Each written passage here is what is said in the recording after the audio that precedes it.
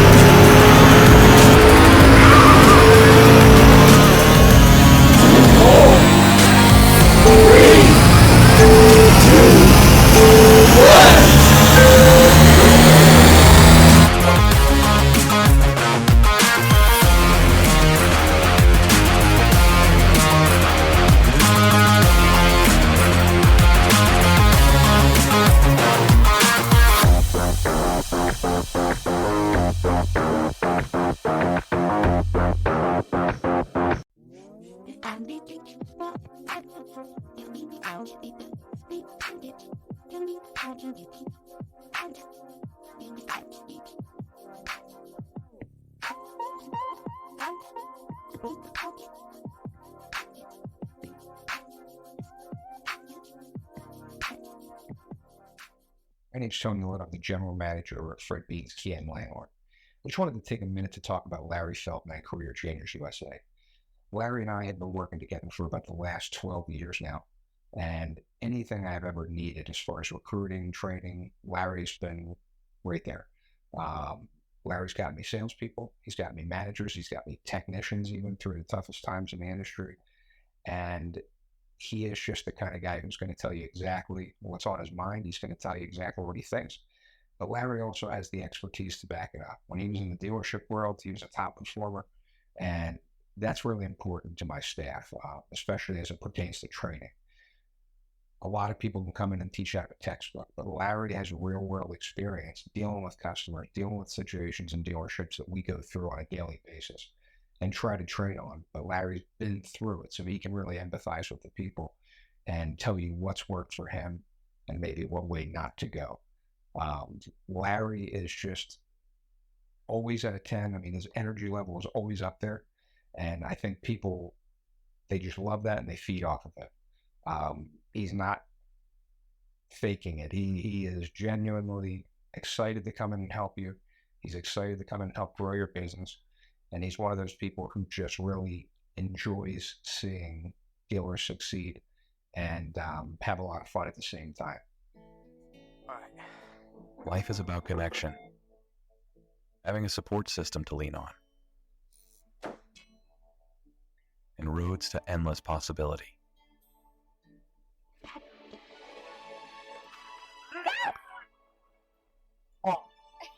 At every turn, guiding the way, we are building the connections that move you.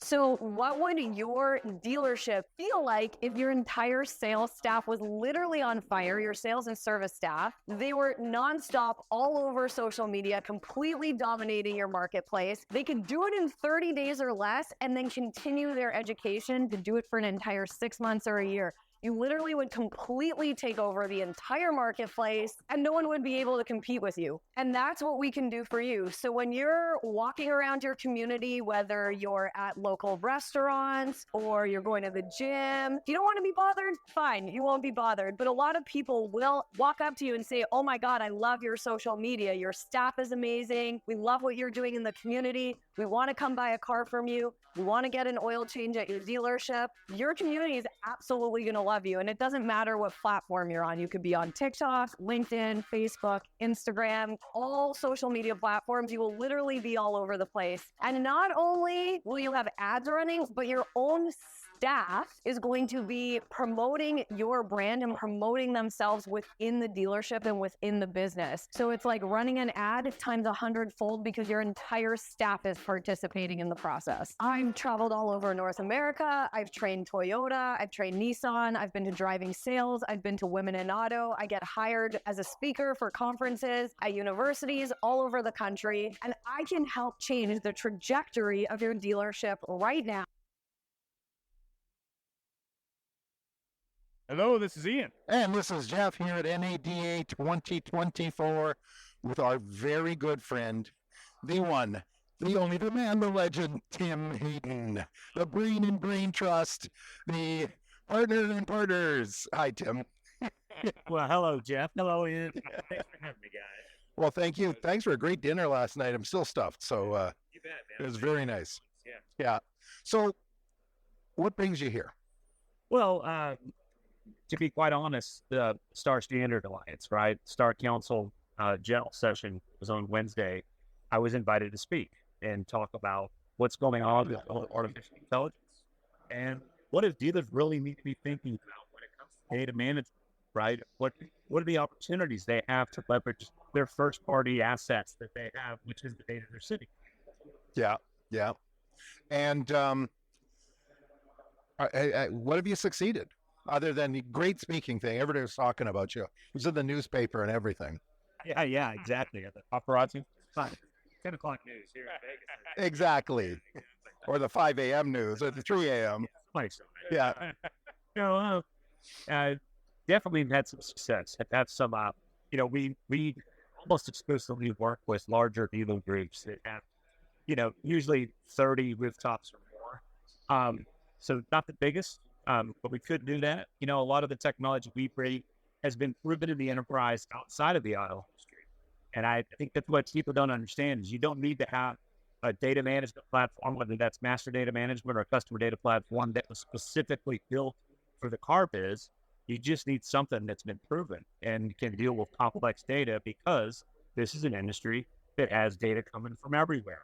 Yeah. And more on the way, right? When we think about connected vehicles, when we think about how people pair their phones, it may have either a dealer or an OEM issued app on their phone, which somehow talks with ODD technology, right? I mean, there's all kinds of directions this could go right now. And I think that, being here and being able to meet with both dealerships, OEMs, and a lot of the vendors, we're coming out of here with some prospects. We're coming out of here with some partners.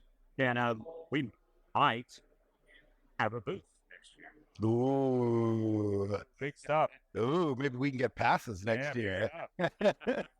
Always looking for sponsors. Well, you mentioned car data. It's very interesting. Something's been in the back of my mind. Just I think about it, I forget about it.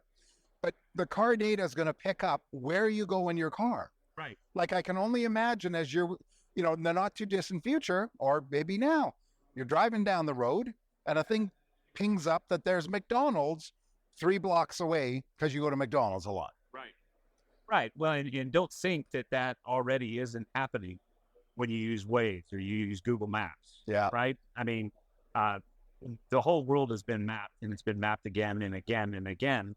And you think about the biggest tech companies in the world, they're the ones who've been doing a whole lot of the mapping, whether they do it themselves or they have third-party partnerships, right? Yeah. And everybody wants to win the attention game, right? There are, no matter what we do with technology, no matter what we do with media, content, our lives, our lifestyles, there's still only 24 hours in the day. So what we're seeing right now, I think, especially in the case of Google, Apple, Amazon, Samsung, the OEMs themselves, they see what you've already made the point, right? Is, hey, there's more than just the driving of the car that's happening here, right? Yeah. There's human intelligence. There's behavioral intelligence that comes from it, right? So when you think about data, most people on the floor in there are talking about moving metal, right? They get so many units per month that they have to go up and to the right. At the end of the day, there's a bigger play, right? It's not the oil in the car, it's the oil that's going through those data pipes that everybody's fighting over and drilling for right now. Actually, it's now the electricity going through those data pipes too. And all have electricity, right? And sometimes a mix of both, right? Oh, and what happened in the last 2 or 3 weeks? All of a sudden, 2 or 3 OEMs have got hydrogen fuel cells that they're saying will be in market within a couple of years, maybe tested in some countries around, right? I mean, this could end up anywhere, right? It's not going to be something that is legislated, which is what you hear a lot of leaders saying, right? They're saying, oh, this administration, or they talk about something that's happening, and they want to point the finger at at threatening energy independence or something like that. The ship has sailed, right? This is where we're going. The next generation of vehicles will be powered by something other than internal combustion dinosaur bones. Although, frankly, there's going to be, good thing you said dinosaur bones, because our friends at Toyota Right. are doing internal combustion hydrogen, Yes. which, I don't know, internal combustion and hydrogen, I don't think those words should be together, right? Well, I mean, you hear a lot of talk about engine designs and engine choices, and I think I've been saying this for many years. It's all about choices, and it's more about that customer, not only the way they use the car, maybe historically was asking questions, but to your point, data, it's, what is needed in a certain market. What's needed in California, in LA might be different than what's needed It in all Florida. comes back to that, right? Yeah. And people want to know. They want to know why we do things and how we're using things, and what's the wear and tear, what's the performance look like, all of that. It's what you just said, choices. Yeah, kind of like we use regular microphones and you use a spool tail. I mean, that's Herbie. I'm sorry? Herbie. Oh, Herbie. Yeah, like sometimes people don't want healthy options, even though they should, right? Especially when they're in Vegas. Hey, we were just at a booth, and we won't mention the name because I don't want to out somebody. But this lady we're talking to, a good friend of ours, nice lady, wonderful lady, and she says, I gotta go get something to eat. And so Ian says, well, there's some healthy choices over here. She said, I don't want healthy. I want grease. Yeah. Well, that's what happens when you wake up in Vegas and you feel the way you do. Is like you think I need a cheeseburger, right? Yeah. Well, it's funny when you got that whole Vegas experience, then you add a convention to it. Right. And then you had 17,000 steps in a day, sore feet. Immediately you go later, get me some liquid painkiller, right? That's right. Yeah. Hair of the dog. And the hair. Hair of the dog, right? What's your view of the whole, what's your overview as a quasi insider, because you're not a dealer, you do all sorts of other stuff than automotive. Right. What's your take on the general, I don't want to say the air, but the general feeling from people? What is it that they're doing here? What other than just coming for a party? Well, I think everyone is trying to make sense of things we've already talked about, right? The market is volatile. It's the variables are there. We have interest rates, we have inflation, we have EVs that sold like hotcakes for a couple of years and aren't selling so well right now. They cost a whole lot, right? Is it the price that's the reason? People are asking all kinds of questions. Nobody really has a firm answer for any of these questions, right? So I think you hear a lot of that in conversation. I would be honest, though, categorically, everybody's excited about automation, right? They're all excited about how artificial intelligence seems to be here. It seems to be everywhere. And somehow we should be able to do things better, faster, cheaper, and more accurate. The problem is these are car dealers, and they're still just looking at the top of the funnel, right? They're not understanding that they're sitting on gold in terms of people that bought vehicles from them 10, 15, 20 years ago. There's beautiful intelligence in that would help you sell cars and not be stuck paying Apple, Google, Meta, and all these other folks as intermediaries to find new folks, right? So, I mean, there's the other thing that came out of this that's related to that is a lot of what you see on the floor are what we're called wrappers, right? People are wrapping ChatGPT and creating these, I don't name names, but there are several vendors that are out there right now and that are freely saying that they built their little chatbot, their little language model, their GPT, they built it with OpenAI, right? The problem with that is that OpenAI is a third party. And we're talking about intelligence, not software here. This is not that fields and buttons will be added or taken away from you.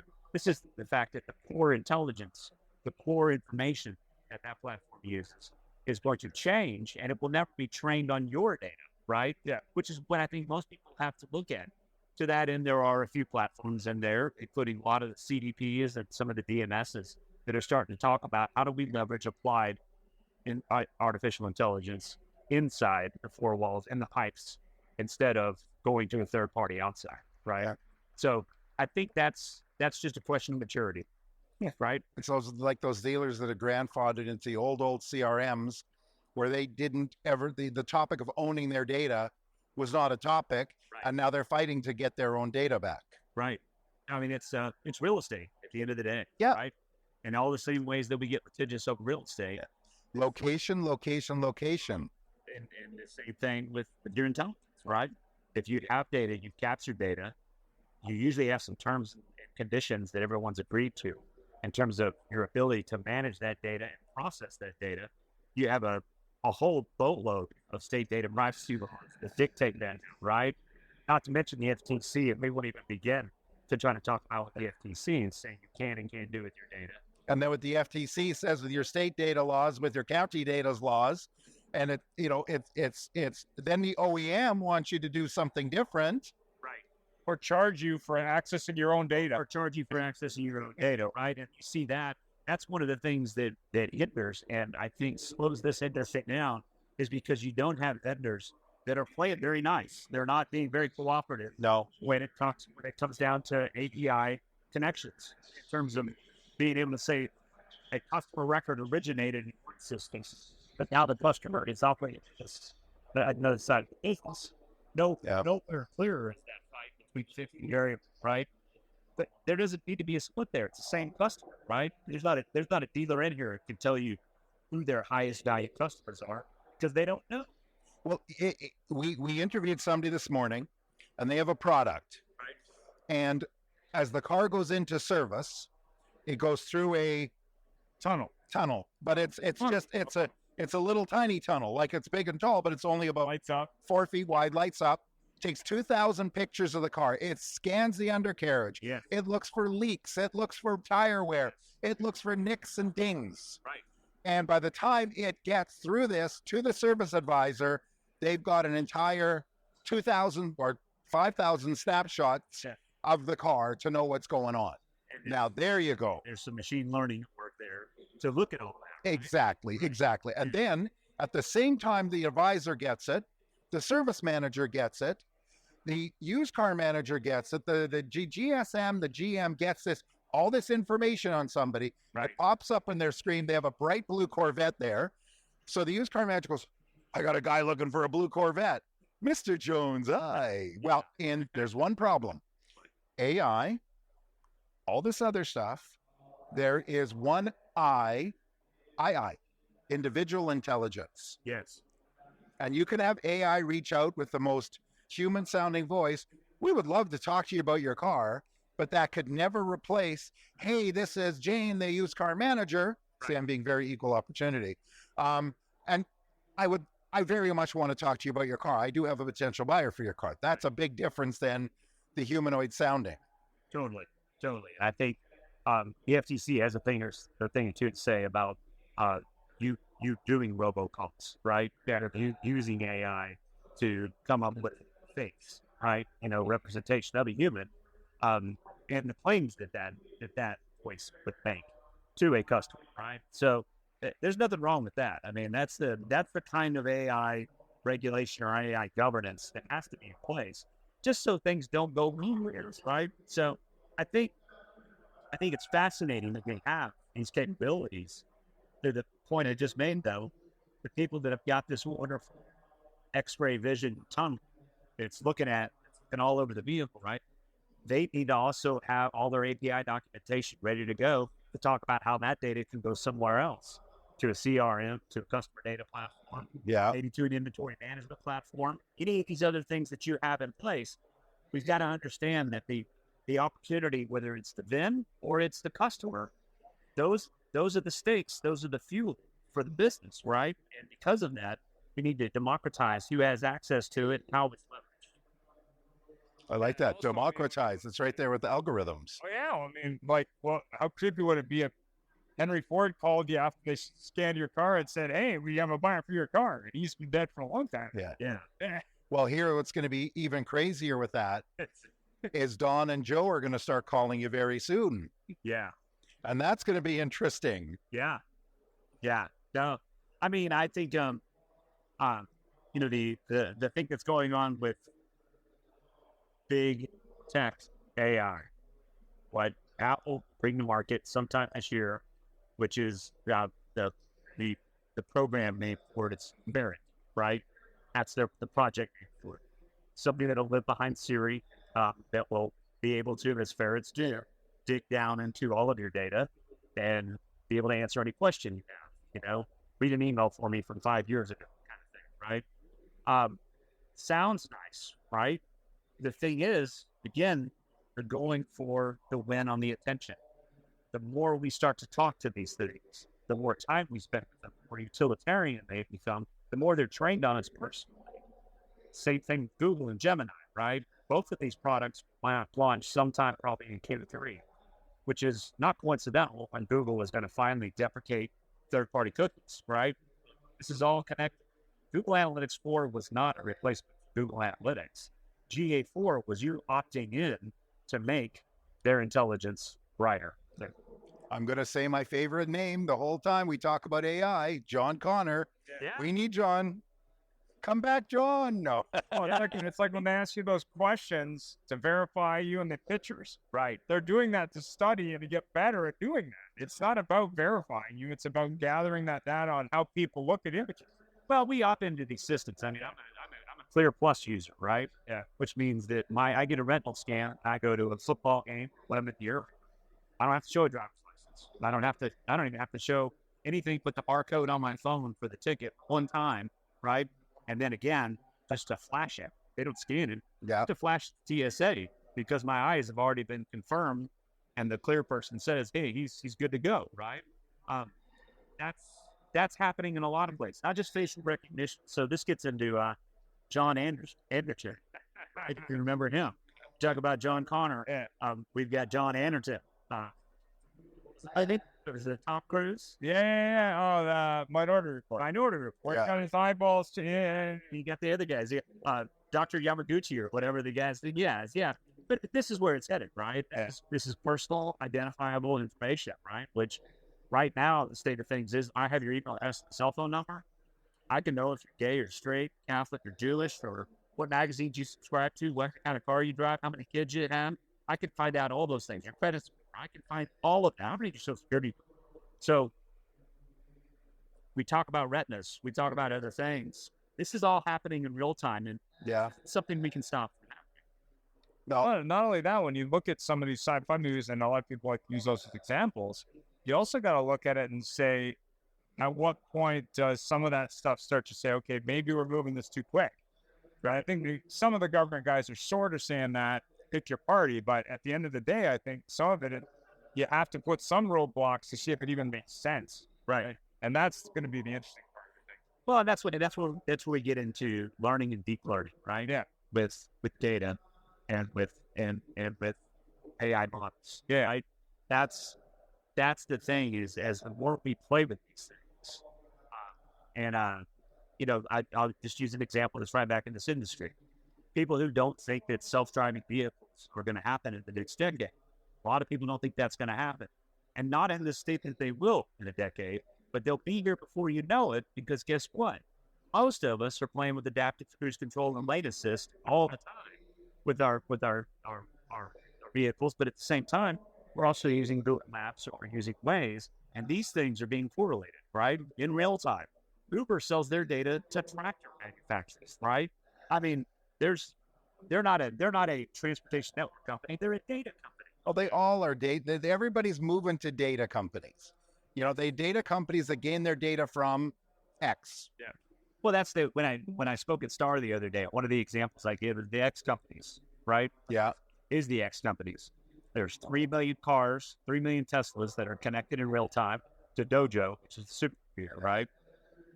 Rock is the new learning model, which is built mainly on Twitter data, old Twitter data. When Musk bought Twitter, along with a bunch of Wall Street, right? When they bought Twitter, they didn't buy a social network. They bought 18 years of human thought. And now that there are 2 million people using Starlink to get all the content and all of the internet access to and from their house, you can only think for about another 2 seconds about how much data that one company has, right? And don't think that they're separate companies, because they're all being connected on the back end to create something that's hyper intelligent, right? So, I think this is a good time to say, what will this show look like next year, right? Because these things are happening over the course of the next 3 quarters. They will happen before the next year. But you know, it's funny. 2 years ago, everybody was hailing the selling cars on the metaverse, Yes. and that disappeared. In fact, the guy that sold the first car in the metaverse left his dealership to go to a data company. Cars Commerce, I believe. Yeah, Yeah, cars.com. Cars Commerce. It's new branding. Everybody's changing their name. Yeah. But the thing is, you know, I do believe in this, because I think this is a lot deeper than metaverse-y stuff, because I think metaverse was just something out of a game. VinQ last year, their big thing was to show that, You know, that, interrupt you real quick. You say that today is the day, February 2nd, 2024, is the day that the Vision Pros first start landing on people's front steps from Apple. Oh yeah, those new wearables. They do what they're calling spatial computing, right? Yeah, that's true. So, I mean, I'm with you on the metaverse and virtual reality. I have a 12-year-old son. The last thing I want him to do is to think he can visit Italy sitting on the couch, right? I mean, that's the last thing. Eating Cheetos. Yeah, eating Cheetos. I would go back to movies or go back to books. You read Ready Player One. Yeah. You know, it's not the kind of life we want, right? But there's new dynamics in terms of how data is being used and how we're, as the thing I like to say is just a quote from Social Dilemma. So if you're not paying for the product, you are the product, right? Yeah. So as in that case, people are paying $3,500 for these Vision Pro goggles. They're those early adopters. They're the ones that are going to be the beta testers. Yeah. All the rest of us. Well, and that's the key, that the beta testers, if the beta test fails or doesn't go, let me rephrase it, it won't fail, but go the way they want it, then it won't go the way they want it. Look at Google Glasses. Right? Look at Oculus. Sorry? Look at Oculus. Remember we were at Danny's booth, I think it was Used Car Week a couple years ago, and we wore the Oculus and we were walking. Yeah, exactly. Yeah, you're walking through his office and seeing him and everything, and you just look like an idiot. Yeah. Of course, I started doing this, and then I started going, you know, for everybody watching. Yeah. But that didn't go over. Maybe this will, maybe this won't. Maybe it'll just be okay. Right. Maybe it'll be in the land of geekdom. Who knows? We'll find out. Yeah. So, We'll see. but it's perfect. All right. We'll leave it at that. Thank you so much, as always. Man, I can't tell you how much we appreciate the support. Love seeing you tune in, and always get excited, except we watch now. If there's Tim Hayden, nice to meet you. Yeah. If Tim Hayden locks in, he ain't going anywhere. Tim Hayden, come. Hey, if you missed us live, you can listen to us wherever you get your podcast.